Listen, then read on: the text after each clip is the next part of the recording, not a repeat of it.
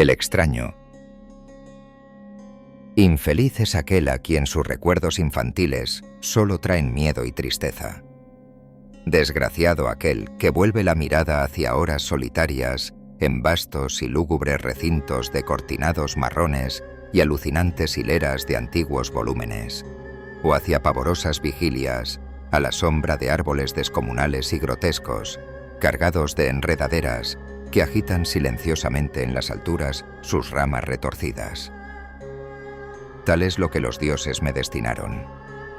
A mí, el aturdido, el frustrado, el estéril, el arruinado, y sin embargo, me siento extrañamente satisfecho y me aferro con desesperación a esos recuerdos marchitos cada vez que mi mente amenaza con ir más allá, hacia el otro. No sé dónde nací, salvo que el castillo era infinitamente horrible, lleno de pasadizos oscuros y con altos cielos rasos donde la mirada solo hallaba telarañas y sombras. Las piedras de los agrietados corredores estaban siempre odiosamente húmedas, y por doquier se percibía un olor maldito, como de pilas de cadáveres de generaciones muertas. Jamás había luz, por lo que solía encender velas y quedarme mirándolas fijamente en busca de alivio. Tampoco afuera brillaba el sol, ya que esas terribles arboledas se elevaban por encima de la torre más alta.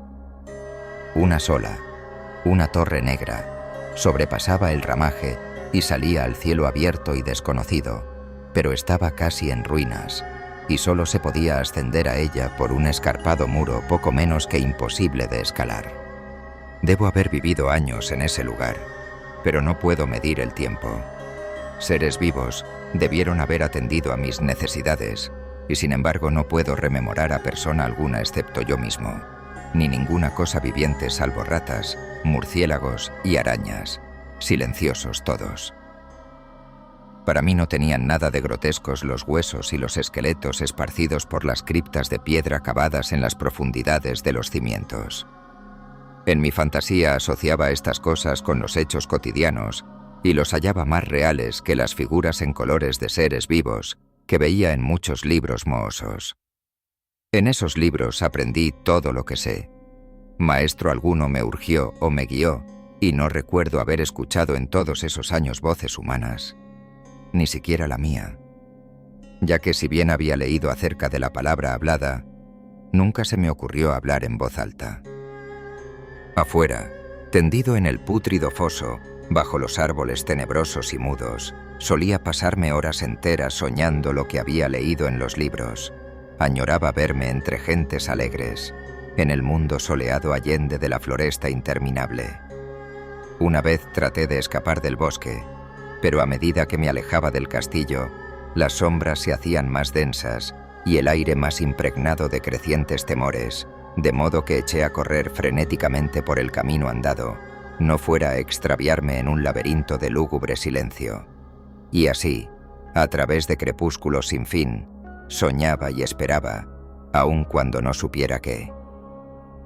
Hasta que en mi negra soledad, el deseo de luz se hizo tan frenético que ya no pude permanecer inactivo y mis manos suplicantes se elevaron hacia esa única torre en ruinas que por encima de la arboleda se hundía en el cielo exterior e ignoto.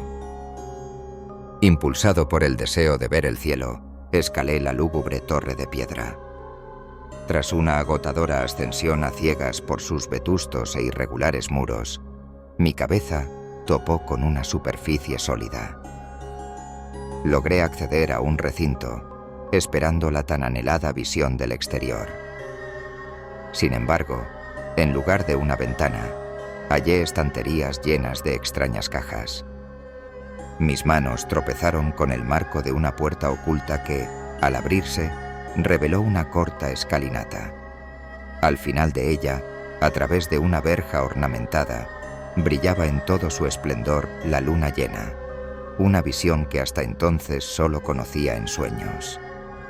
Creyendo haber alcanzado la cima del castillo, subí los últimos peldaños, pero una nube ocultó la luna, sumiéndome en la oscuridad.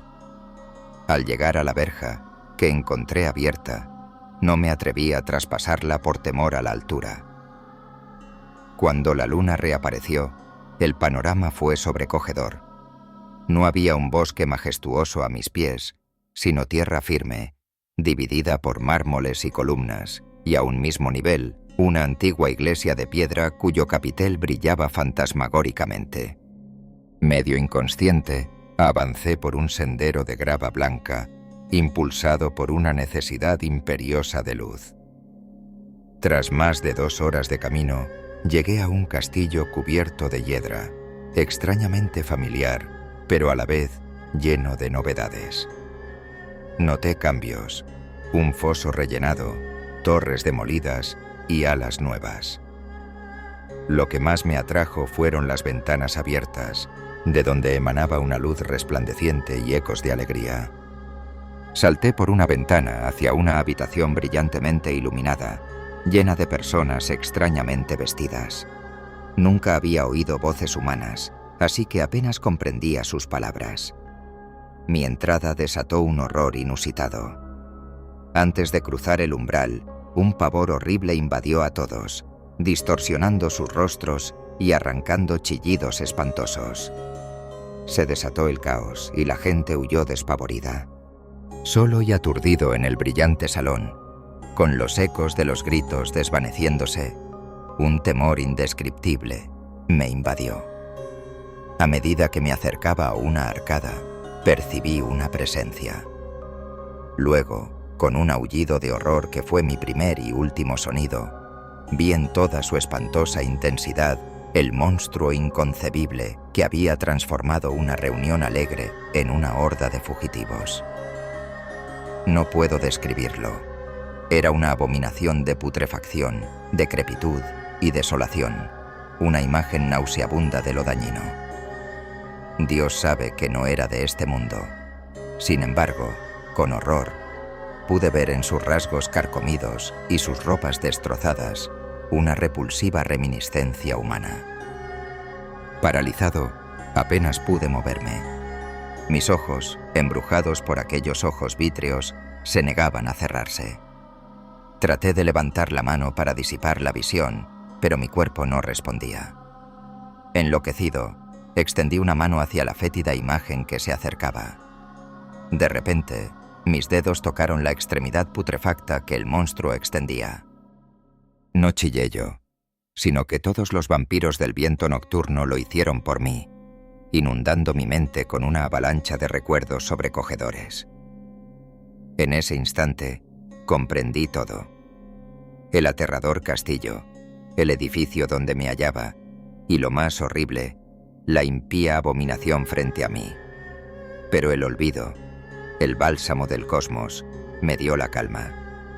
En el horror supremo, olvidé lo que me había espantado, y el estallido del recuerdo se desvaneció en el caos. Como en sueños, salí de aquel edificio fantasmal y corrí silenciosamente a la luz de la luna. Al regresar al mausoleo de mármol, no pude mover la trampa de piedra, pero no lo lamenté. Había llegado a odiar el viejo castillo y sus árboles. Ahora cabalgo junto a los fantasmas bajo el viento nocturno y juego en las catacumbas de Nefre-Ka. Sé que la luz no es para mí, salvo la de la luna sobre las tumbas de roca, ni la alegría, salvo las fiestas de Nitocris. Sin embargo, en esta nueva y salvaje libertad, casi agradezco la amargura de la alienación. Pues aunque el olvido me ha dado la calma, soy un extranjero, un extraño a este siglo y a todos los que aún son hombres. Esto lo supe desde que extendí mis dedos hacia esa cosa abominable en el gran marco dorado y toqué una fría e inexorable superficie de pulido espejo. Desde aquel instante frente al espejo, mi existencia se redefinió. No soy de este mundo, ni del anterior, sino un eco deformado de lo que alguna vez fui. Mi origen es la putrefacción de una vida confinada, una existencia sin luz ni contacto humano que me transformó en una abominación. Soy la manifestación física de la soledad y el aislamiento, un ser cuya carne se descompuso en vida y cuya mente, privada de estímulos, se retorció hasta la monstruosidad. Nací de la oscuridad de esa torre y de la ausencia de un reflejo hasta ese día. Y ahora soy la pesadilla que camina, una sombra errante, condenada a una libertad que no es más que la aceptación de mi propia monstruosidad.